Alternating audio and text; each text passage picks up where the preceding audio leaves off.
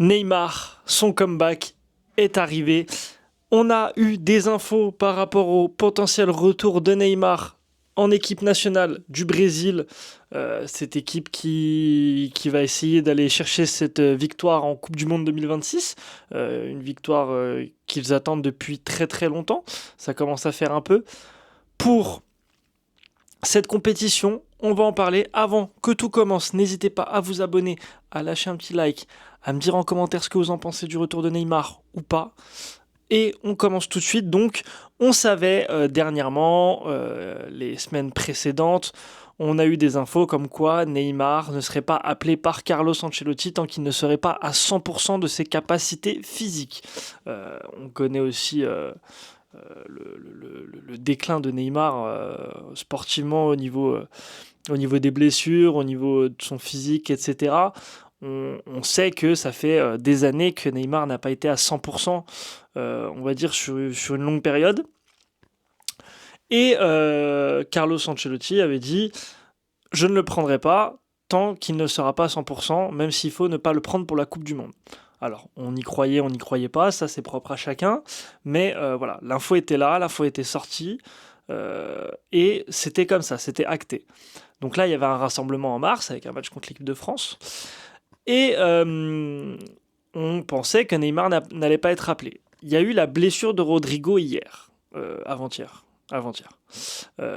qui peut-être a joué dans l'équation. Je ne sais pas. En tout cas, on sait que d'après le site UOL, le canal UOL, que Carlo Ancelotti envisage d'appeler Neymar en mars contre la France. Donc apparemment, Carlo Ancelotti, il s'est dit, eh ben, si j'appellerai pas Neymar, alors qu'est-ce que ça veut dire ? Est-ce que ça veut dire que Neymar est à 100% de sa forme ? Non. Neymar n'est pas à 100% de sa forme actuellement. Neymar revient un peu, mais Neymar c'est toujours en dents de scie un peu ses retours et ses départs en blessure, on va dire. Donc à voir. Maintenant, ce qui est très intéressant pour lui, c'est que c'est sa dernière Coupe du Monde, c'est sûr à 100% je pense. C'est sa dernière Coupe du Monde. Ça va être aussi normalement la dernière Coupe du Monde de Messi, je pense. La dernière Coupe du Monde de Cristiano Ronaldo. Ça va être la dernière Coupe du Monde de pas mal de très très très grands joueurs techniques ou alors très grands joueurs tout court en termes de stats, en termes de tout ce qu'on veut. Voilà, il y a beaucoup de joueurs cette année, sans compter ces trois-là, qui seront face à leur dernière Coupe du Monde. Et ce qui est très intéressant aussi, c'est que je voyais pas un Neymar ne pas aller à cette Coupe du Monde, sachant que c'est potentiellement c'est sa dernière. Ça peut être le coup son au revoir en fait à sa nation d'une belle manière.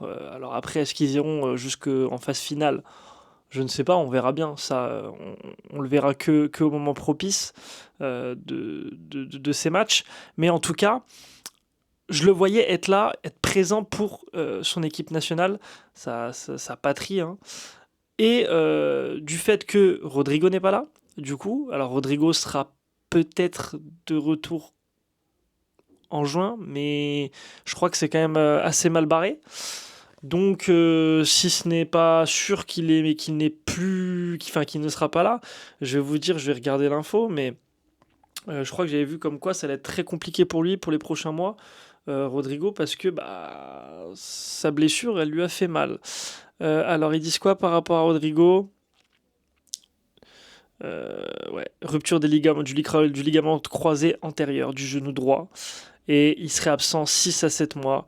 Et voilà, c'est Fabrizio Romano qui avait sorti l'info et Marca. Il devrait désormais ne pas compter sur la Coupe du Monde et la manquer avec le Brésil.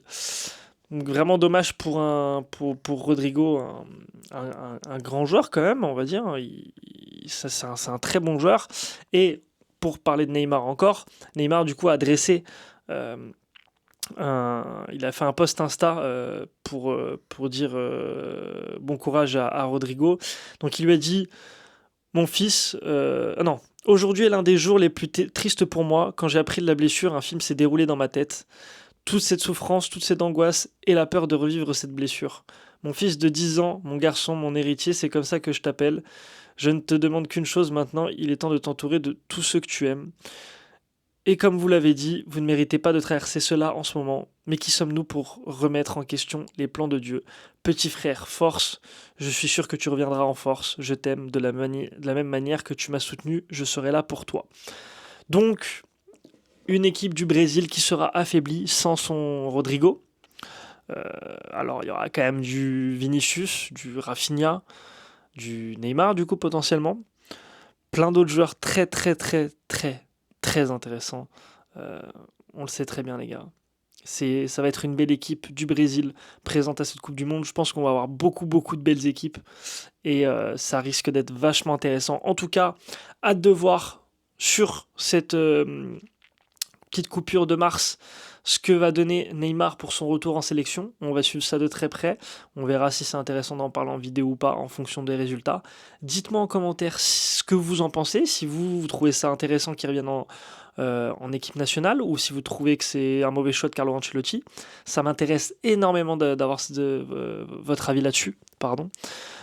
Merci d'avoir suivi cette vidéo. On se dit à très très très vite les gars. Et moi je vous dis ciao.